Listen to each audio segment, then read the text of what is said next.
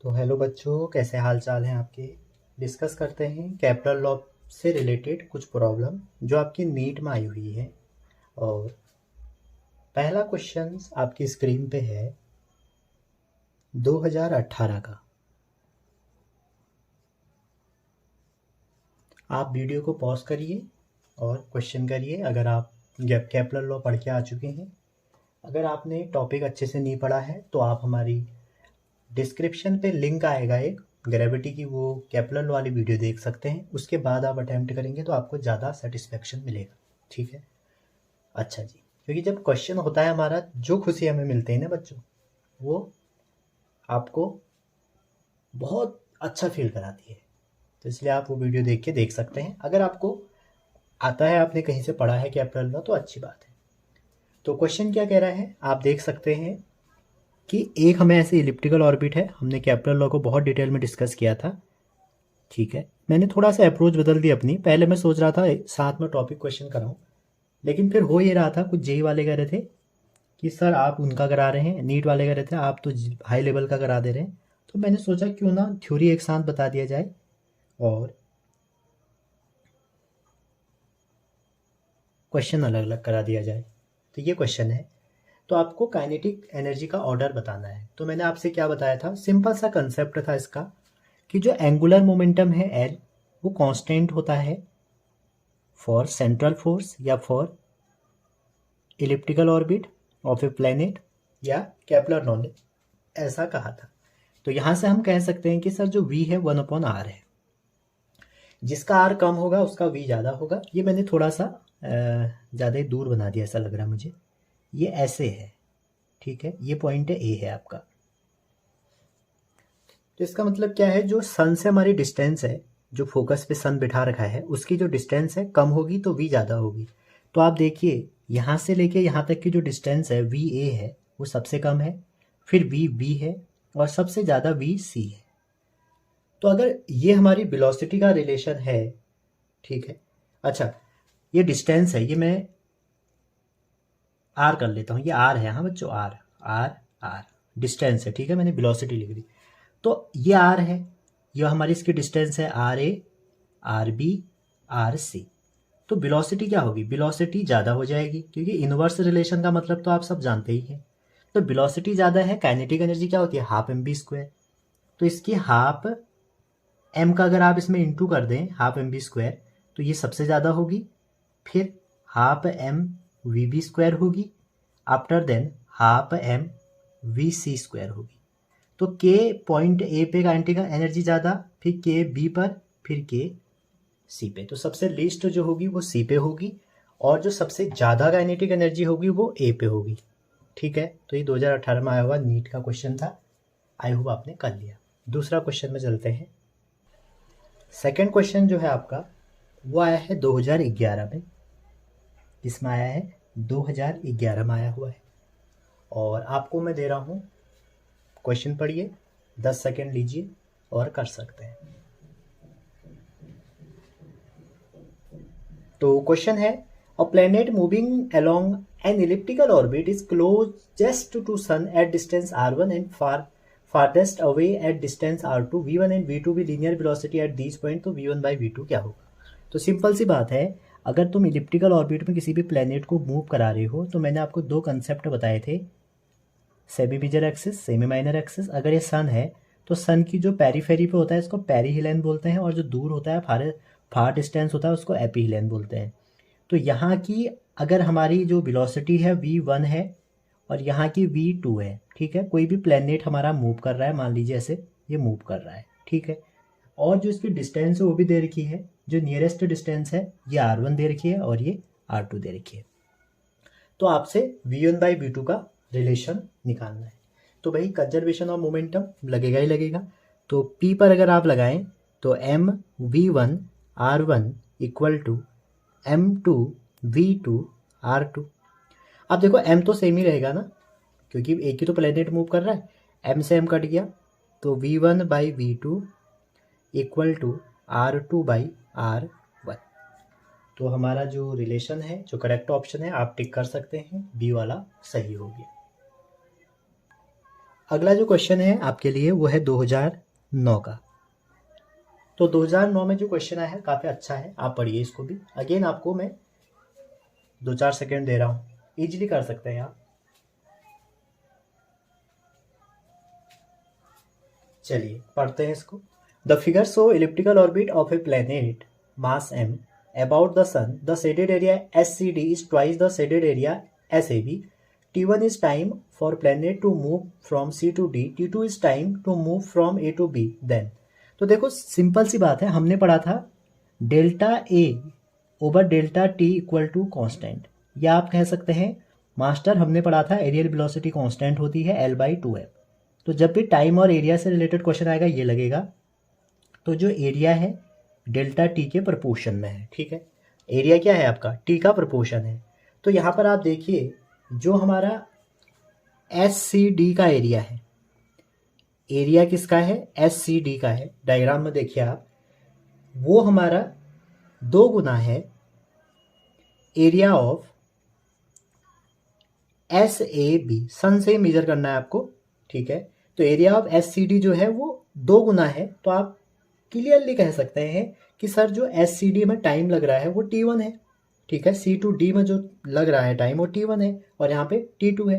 तो हमारा जो T1 टाइम है, मैं क्या कह रहा हूँ, एरिया किसके प्रोपोर्शन होता है, डेल्टा टी के। वो टाइम दूसरे के कितना लगेगा, 2 गुना ज़्यादा लगेगा। अब भाई जितना एरिया होगा उतना ही टाइम भी लगेगा ना।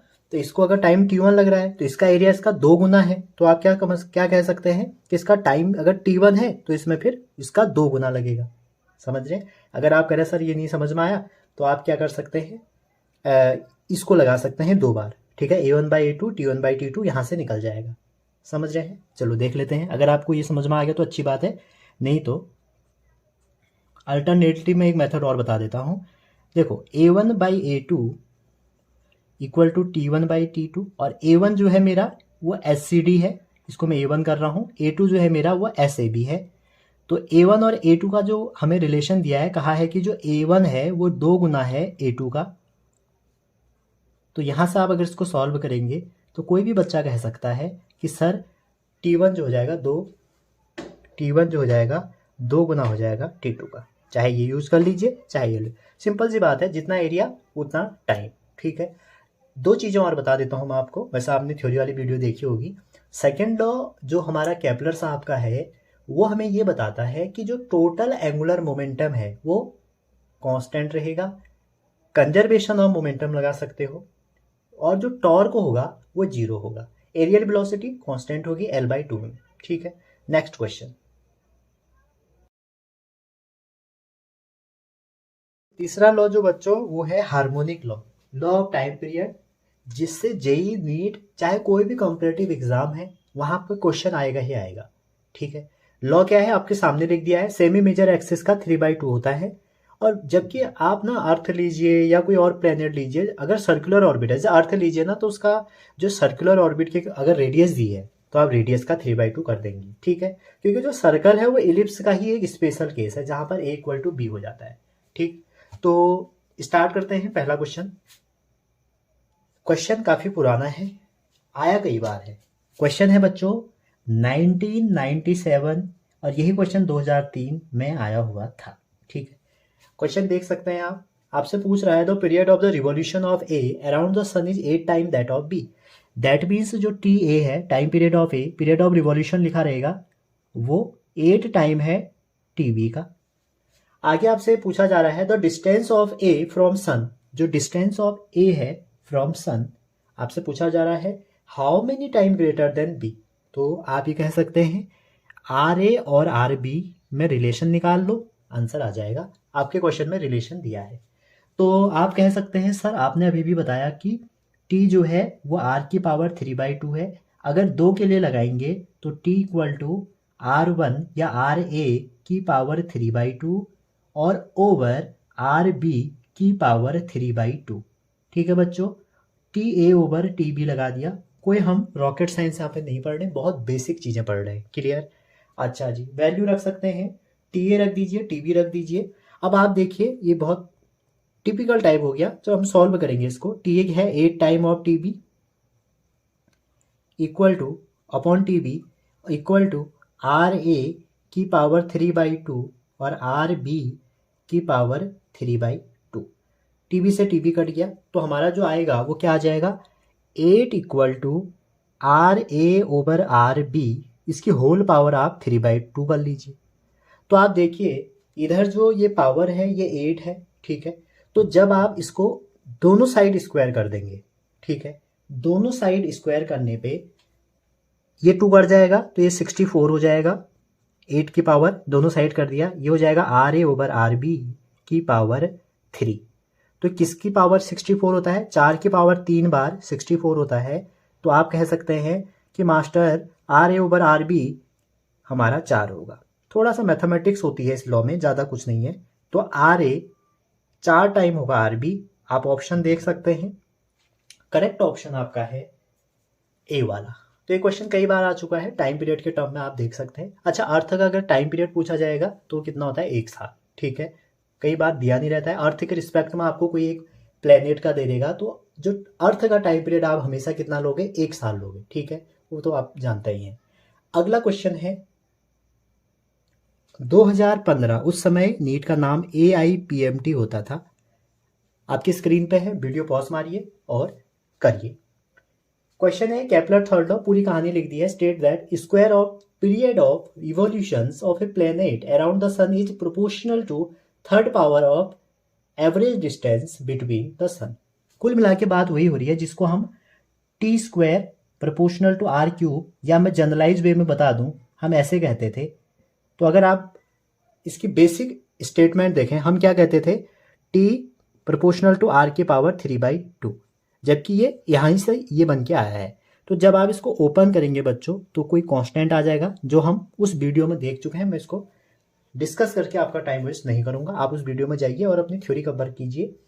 तो ये है, आगे पूछ रहा है कि के कांस्टेंट है। If mass of sun and planet are m and small m respectively, then as gravitational law, Newton law of gravitation force भी गिवन है, तो रिलेशन G एंड K में बताइए। देखिए जो टाइम पीरियड की कहानी है ये है आपकी T इक्वल टू 2πr/v, ठीक है।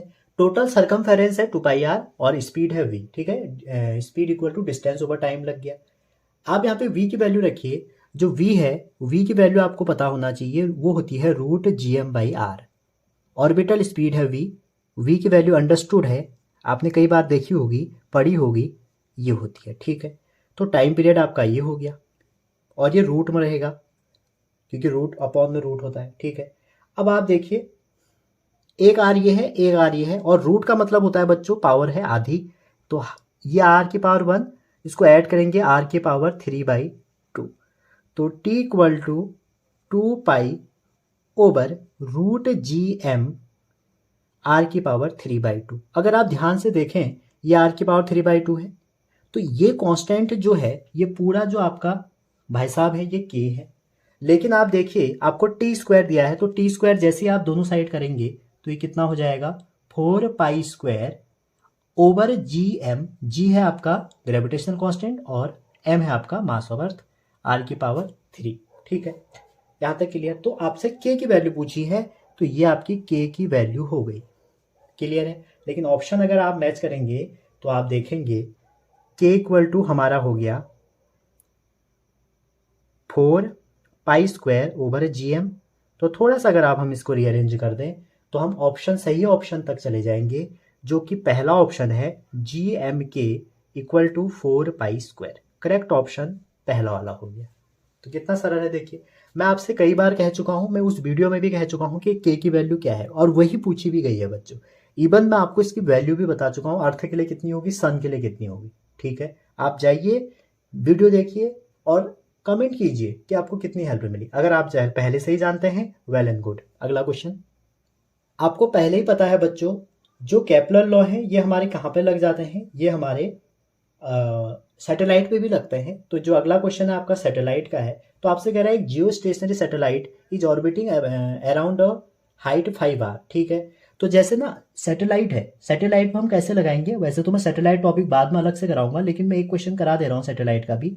ये r है, तो आपसे कह रहे हैं जो सैटेलाइट है वो 5r जो हाइट है, मान लीजिए यहाँ पे एक सैटेलाइट है जिसका मास m है, हमने इसको 5r की हाइट में रखा हुआ है।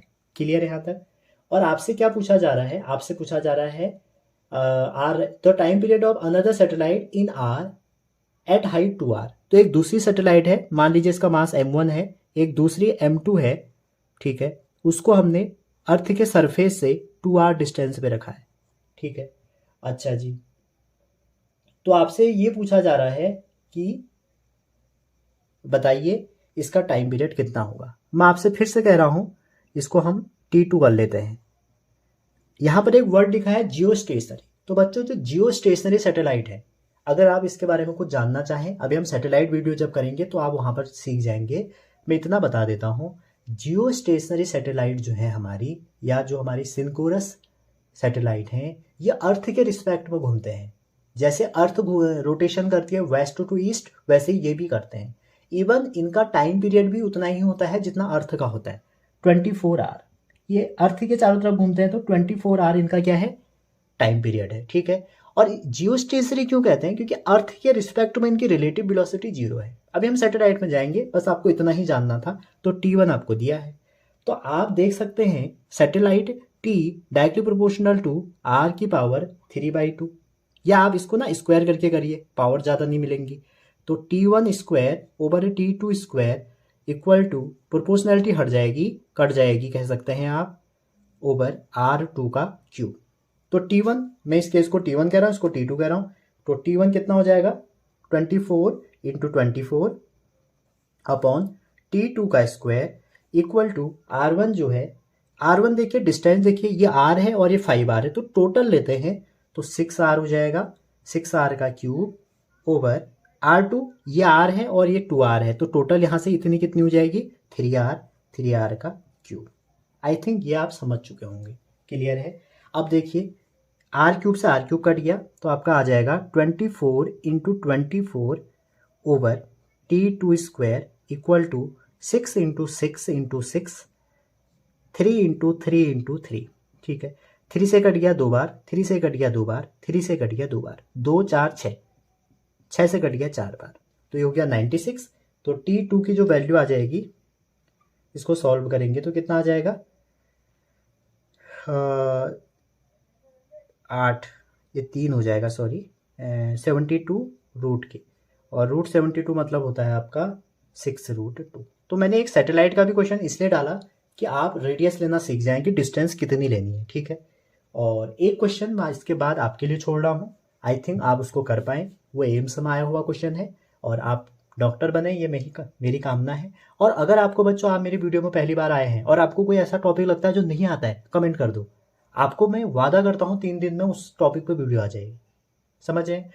आपको जहाँ पर भी डाउट है आप पूछिए। हमारा टेलीग्राम चैनल आप जाइए, वहाँ उसको ज्वाइन कीजिए, अपना क्वेश्चन पोस्ट कीजिए, हमें व्हाट्सएप पे आप अपने डाउट पूछ सकते हैं, ठीक है, हम आपके साथ हैं।